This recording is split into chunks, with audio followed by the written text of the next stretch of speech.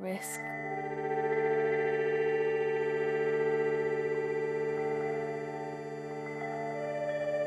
My nephew started getting tiny bumps and red little rashes on his body.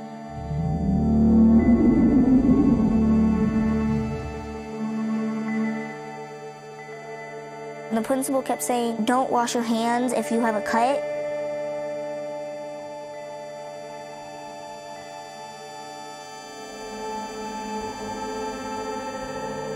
We thought he had cradle cap because, like, you know, his hair kept falling out.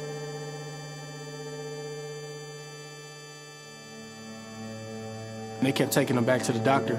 They couldn't say what was wrong. Months and months we'd been drinking this water and we had no idea what we was drinking.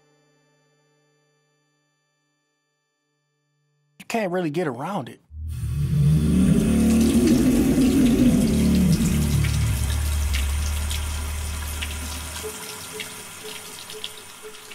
When I wake up, I got to brush my teeth.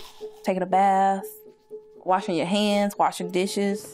I was giving my daughter and my son the water. My mom used to make chicken noodle soup with water. Watering your plants, washing clothes, taking a shower. Cooking with it. Wash your hands with it. My girlfriend was pregnant, you know, she was drinking the water. Are those ice cubes from the water? Boiling macaroni in it. Making coffee. Rinsing off your fruits, vegetables, meat. Did you wash that lettuce in Flint water? Wash my hands. I wash my face. Every single day, that's something we use.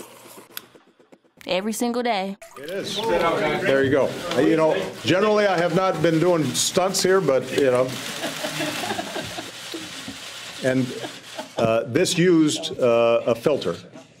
You know, the water around this table, you know, was Flint water that was filtered. And it just confirms what we know scientifically, which is that if you're using a filter, if you're installing it, then Flint water at this point is drinkable. Hello, family. This is Afrikan Esquire from the Federation of African Liberation, and I'm going to talk to you briefly about one of our next campaigns. We are asking that the United States government give reparations to the people in Flint, Michigan. And the reason why is because when you look at the details of what happened in Flint, and when you read the legal complaints and the documents that are being filed on behalf of the residents, it is very clear that this is a very clear example of environmental genocide against our people. So the FAL, we have a document posted on our Facebook page, and I'm also going to read some sections of it just to give you an idea of what the people of Flint have gone through, and understanding that this is not just something that we're asking for without precedent, but this is something with precedent. This has happened many times throughout history whenever the United States government has been a part of oppressing our people. This has happened whenever, or not just our people, but all people. This has happened with the Native Americans, whenever they brought up to the United States government the atrocities committed against them. This has happened with the Japanese whenever they were put into internment camps during World War II. So this is not something that we're asking for that is crazy. That is the first thing that I will ask of us, that we understand there is precedent for African people to receive reparations for violence and harm done to us. So we have a very recent occasion of this. We have a very present situation, and that is still going on. There's still people who are testing positive for different elements connected to the lead poisoning.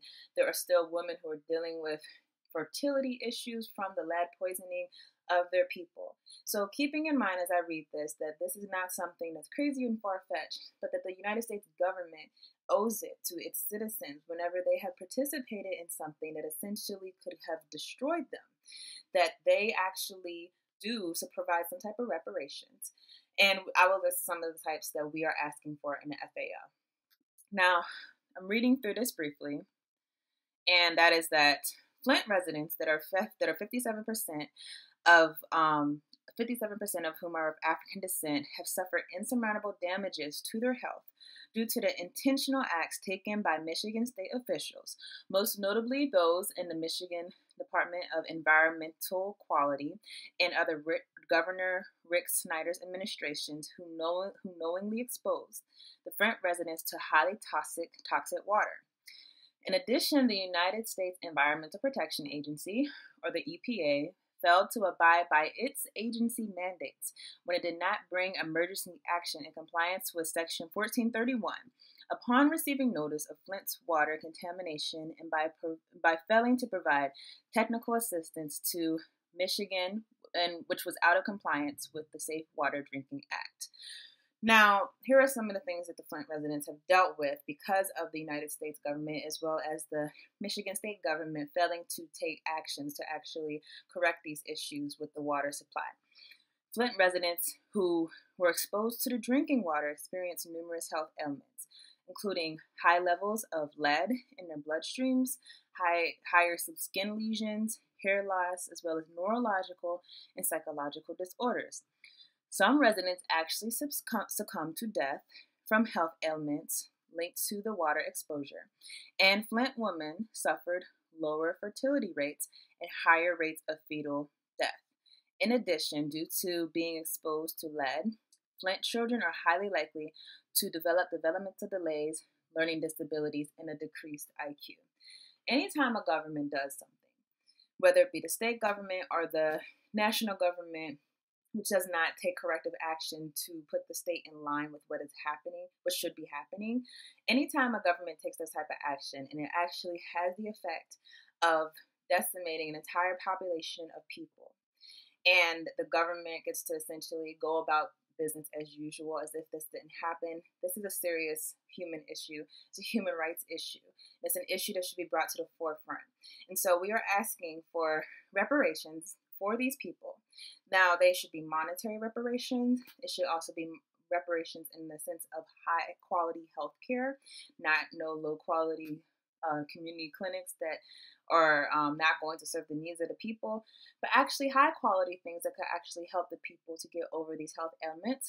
And also, we're asking for organic and healthy, nutritious food.